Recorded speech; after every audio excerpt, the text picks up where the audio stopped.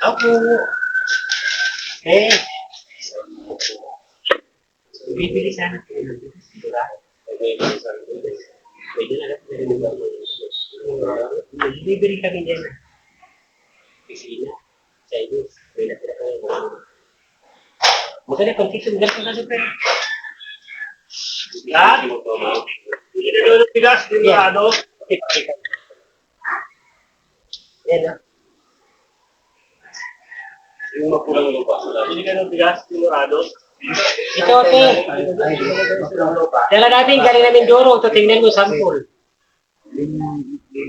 Nag-deliver lang kami ang pabrika, mga kantin. Katao, may natira pa. Yan, no? May sample. Maganda rin yan. Ito, tingnan mo, te. Tignan mo na yung sample. Doon na lang. Paggastos lang kami, kinuwi na rin kami. Ano ito, talagang puro.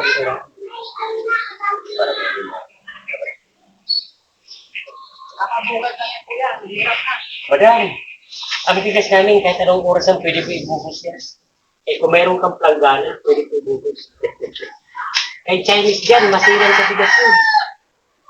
Hindi kami nagsusupply yan. Marami kumukuha yan. Amay mo.